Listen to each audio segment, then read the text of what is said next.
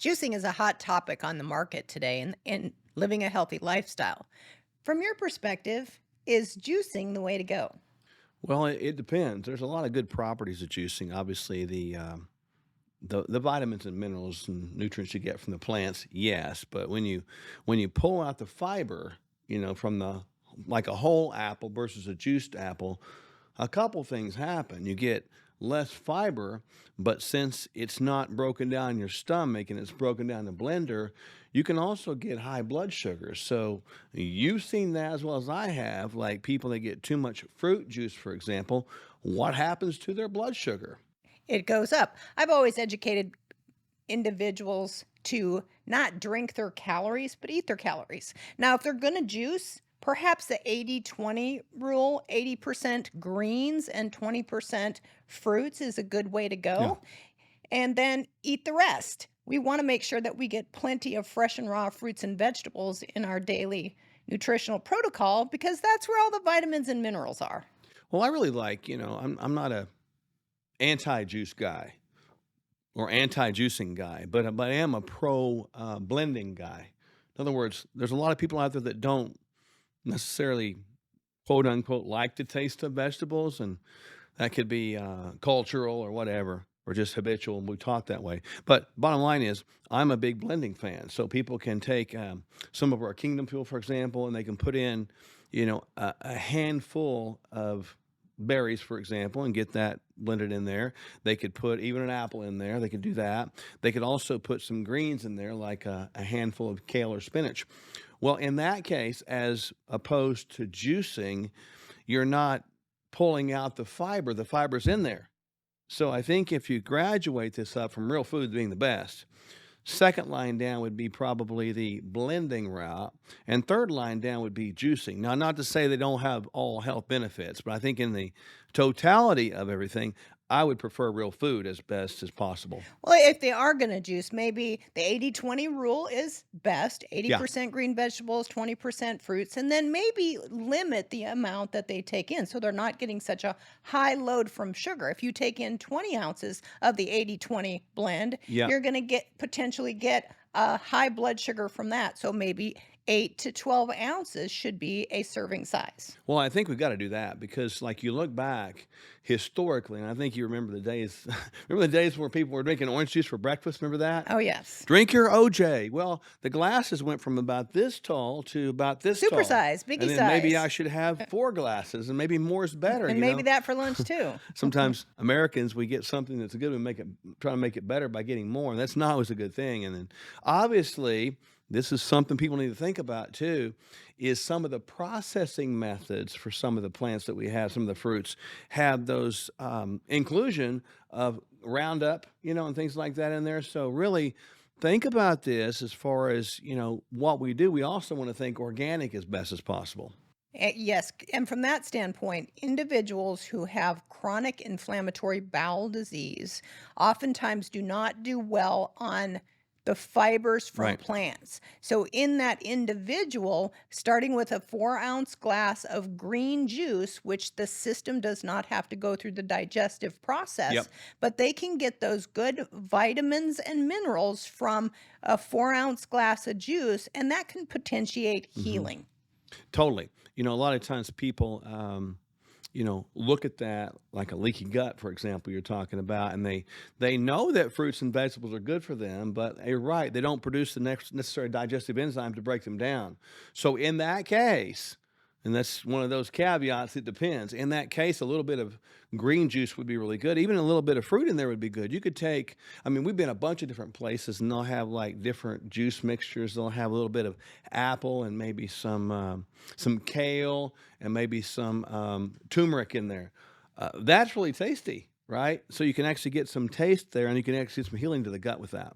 So, when we're talking about the do's and don'ts of juicing, obviously eating fresh plants is best. Fresh fruits and vegetables, maybe blending it next and adding Hmm. your protein powder to it. If you're going to juice it, keep it on the green side. 80% green vegetables, kale, broccoli, Hmm. spinach, arugula, all of the different green mixtures, and then 20% of your fruits. Those berries, those dark berries, are very, very rich in antioxidants Yep. and are essential for health benefits.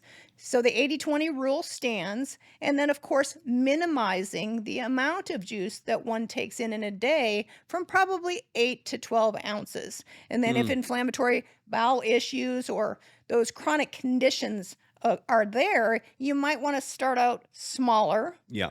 4 ounces at a time, to see how the tolerance of the system will be, and make sure that the juice has been strained so there's no seeds or plant fibers in that juice. Yeah, and it's a big deal too. But think about this from even the other side. Some people might hear this broadcast and I think, okay, I need to start juicing. Okay, cool. But what if you did that? I'm hypothetically talking here. What if you did that and have great big glasses of fruit juice with a little bit of vegetables all day long? Your blood Oops. sugars are going to rise up and you could become insulin resistant, right? That's absolutely a fact. Now, the other question I get asked all the time is, does juicing break a fast? And the answer Yep. to that is absolutely yes, because fruits and vegetables have calories in them. The Yeah. more fruit, the quicker you're going to break a fast.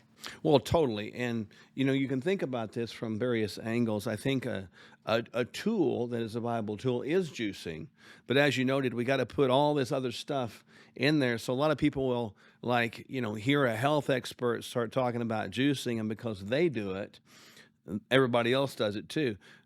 Life and health and decisions like this are not a one size fit all project. No, it's very much independently and personalization oriented as we organize that. That's important because everybody has different places in life they are, everybody has different gut functions, and you got to factor in all of that from the standpoint of making sure that you don't go over the top with these juices. Well, and just living on juice, remember there is no protein in just juice. So juicing does a body good, mainly that green juice, but it's got to be well balanced all the way around.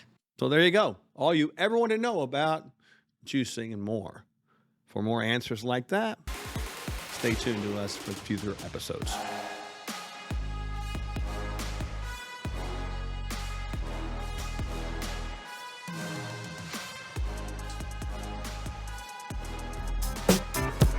And when you navigate through these economies with people, here's what happens.